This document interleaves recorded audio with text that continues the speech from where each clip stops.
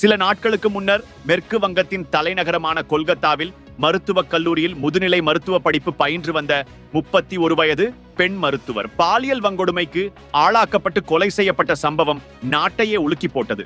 கொல்கத்தாவின் RG கர் மருத்துவக் கல்லூரி மருத்துவமனையில் இந்த கொடூர சம்பவம் அரங்கேறியது. கடந்த 8ஆம் தேதி பணியில் இருந்த அந்த பெண் மருத்துவர் சுமார் 30 மணி நேரத்திற்கும் மேலாக தொடர்ந்து பணிபுரிந்ததாக கூறப்படுகின்றது. களைப்பின் காரணமாக அதிகாலை சுமார் 3 மணி அளவில் அவர் மருத்துவமனையின் கருத்தரங்க அறையில் சற்று ஓய்வு எடுக்க எண்ணி அங்கு தூங்கி இருக்கிறார். அதன் பின் தான் அந்த கொடூர சம்பவம் நடந்துள்ளது. அடுத்த நாள் காலையில் அவர் அங்கிருந்து சடலமாக மீட்கப்பட்டுள்ளார்.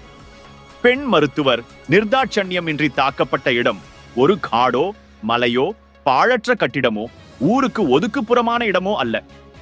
ஒரு மாநிலத்தின் தலைநகரத்தில் முழு நேரமும் இயங்கிக் கொண்டிருக்கும் ஒரு மருத்துவக் கல்லூரி. அந்த பெண்ணுக்கு அந்த வன்கொடுமை நடந்த போதும் அதே கட்டிடத்தில் ஏராளமானோர் இருந்தனர். ஆனால் பயன் என்ன?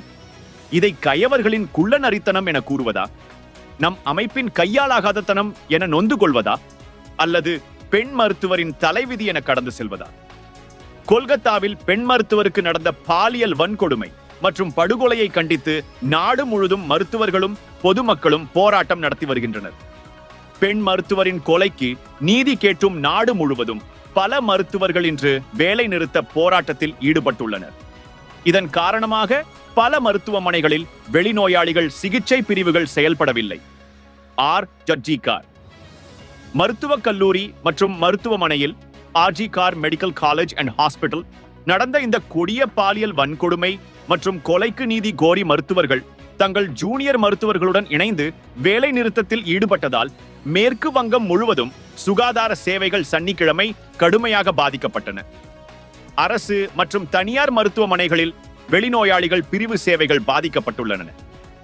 இந்த போராட்டத்தின் எதிரொலியாக GR கர் மருத்துவக் கல்லூரியின் முதல்வர் தனது பதவியை ராஜினாமா செய்திருக்கிறார். அந்த மருத்துவமனையின் மருத்துவ கண்காணிப்பாளர் பணியிடை நீக்கம் செய்யப்பட்டிருக்கிறார். முதல்வர் சந்தீப் கோஷ் தனது பதவியை ராஜினாமா செய்திருக்கும் நிலையில் பெண் மருத்துவர் கொலை வழக்கில் முக்கிய ஆதாரங்களை சந்தீப் கோஷ் அழித்துவிட்டார். அவர் மீது கிரிமினல் நடவடிக்கை எடுக்க வேண்டும் என்று போராடி வரும் மருத்துவர்கள் வலியுறுத்தி வருகிறார்கள் என்பது குறிப்பிடத்தக்கது.